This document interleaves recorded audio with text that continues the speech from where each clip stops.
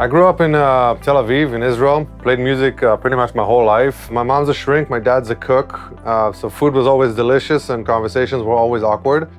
Honestly, I think my passion started the first time I listened to Dark Side of the Moon. My dad had a record collection under the stairs, and I would go under the stairs and I would just take all these records out. And I remember the first time I accidentally played Dark Side. I never heard of Pink Floyd, I was like 8. So that was the first time that I realized that some stuff can be presented better, and I wanted to know how to do it. And then the second time I was 15 years old, and my friend's band recorded an album, and it was just awful. And I thought I could do this better, I could make this sound better. And then later on, when I was 18, 19, when I had my own club, when I had my own studio and stuff, I was just appalled by the quality of the stuff I'm doing. Everything sounded bad. So I just started obsessing more and more and more and more over how things sound and not what sounds they are. And I think that was the big passion. I mean, I still love music, but I love sound.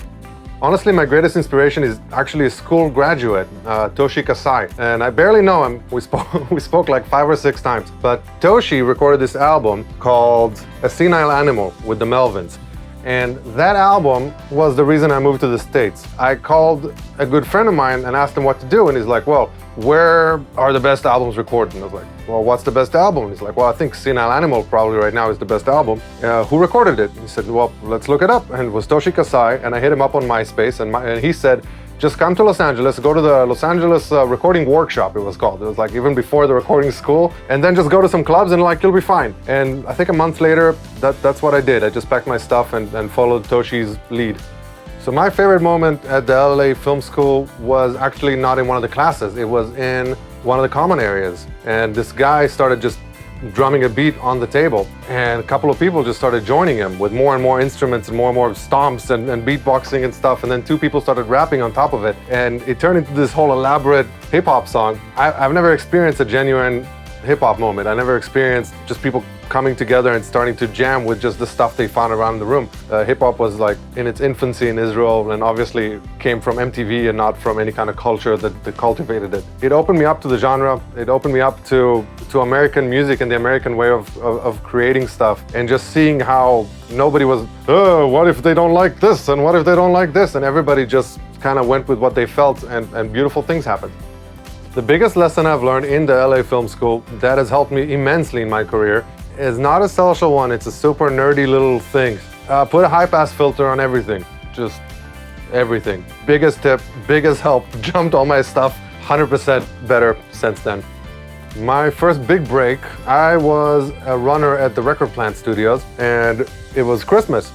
And the studio wasn't booked, and everybody, flew home to see their parents and their families and all that kind of stuff. And I was, a lonely Jewish immigrant in a town with no friends. So I stuck around and kept working and, cleaning the toilets, doing that kind of stuff.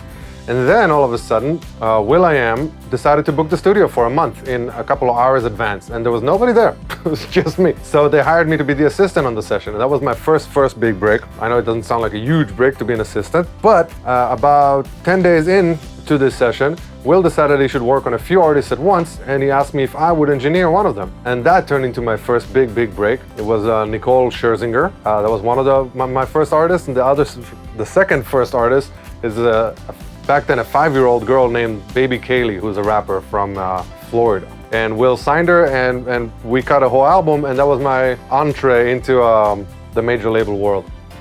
My favorite thing about working in the recording industry is how unexpected everything is, how you can go into a session thinking it's a writing session and come out of there with a Grammy, how you can go to the studio for one day and end up for 3 weeks in the Bahamas, how everything is so malleable, everything is so weird, everything just happens or doesn't happen, and everything is completely unexpected. You can't plan for anything, you just kind of have to take it as it comes, and I think there's something beautiful about it. It's kind of like a Rorschach of a career. You try to do the best work, and stuff just keeps coming your way. Weirder and weirder stuff. I like it. Keeps you on your toes.